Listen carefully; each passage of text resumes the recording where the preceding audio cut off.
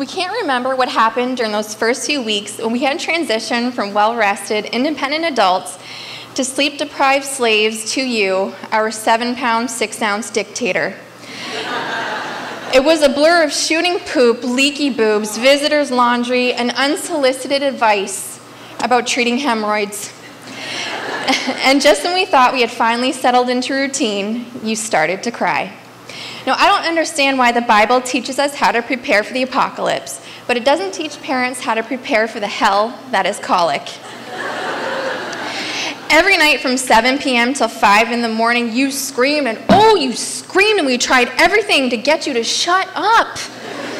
And one night we decided to have a little fun with it and took you for a ride downtown.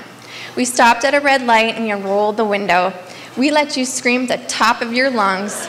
And when the promiscuous youth standing outside of the bars looked at us in horror, we shouted, "This is what we call birth control!"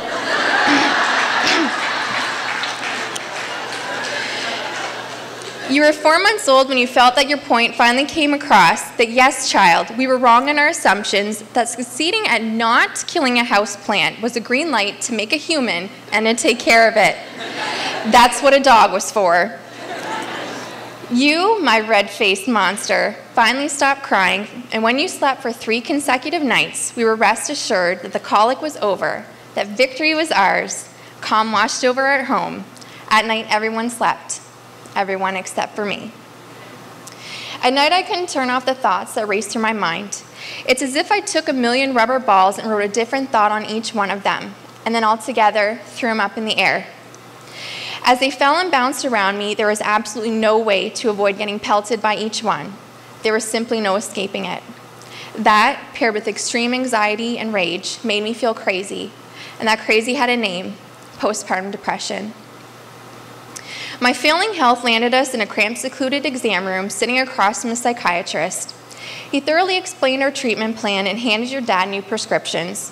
Before we left, he stopped me and said, "You're a good mom, Kimberly."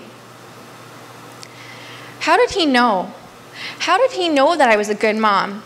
How did he know that the carpet in the hallway wasn't straightened, that the washcloths I had spent folding 4 times over and then stacking in color-coordinated piles had leaned to the left, that it took hours to make simple decisions on what to make for dinner or what I should wear that day? It was so stressful it was easier to just do nothing at all.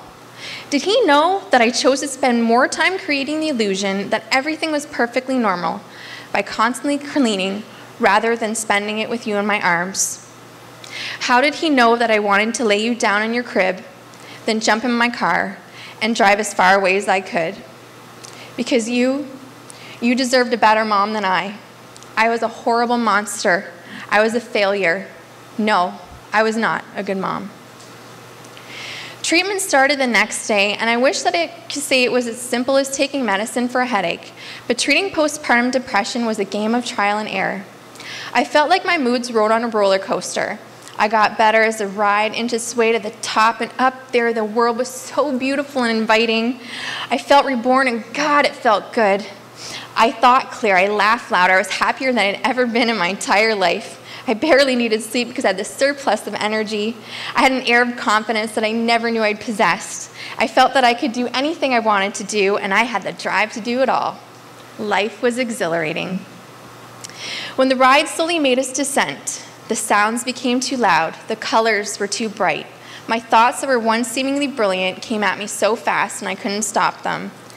They warped, and I started to believe that people were coming to get me. Then it hit the bottom, where death welcomed me there. In 2011, I was diagnosed with bipolar disorder. In October of 2012, I voluntarily admitted myself to the hospital for major depression. I wrote a note to you and made your dad promise me to put it in your lunchbox for the next day. I wrote, "We are so proud of you for trying." October was also the 2nd month of your very first year of school, and it was a difficult transition for you. You cried, you revolted, you begged, and the teacher had to either push or pull you into school, but you never gave up. You tried and tried again. You taught me then that no matter how scary the present and the future may seem, that I have to keep trying. And you've taught me so much more than that.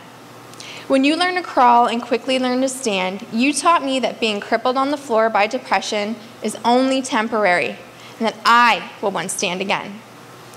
When you learned to take your first steps and you giggled in delight, you taught me that no matter how small these steps may be, each step forward is an accomplishment and to be proud of it. And when you fell as you tried to walk, you taught me to get up.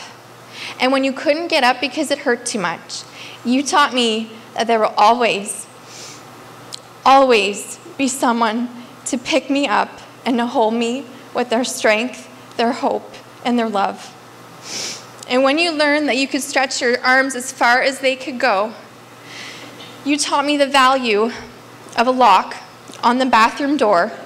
Because honey, I love you, but I do not need a cheerleading squad when I'm trying to go pee.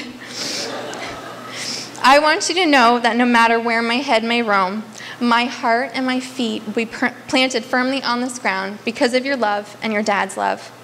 I will fight like mad for the both of you, for me, and for every woman who is fighting and will unfortunately fight postpartum depression and any other mental illnesses. And for the record, we are good moms. And Chase, you better believe that I will never, ever, ever give up the fight for control of the TV, one hot meal, and that last damn cookie. I love you to the moon and all the way back.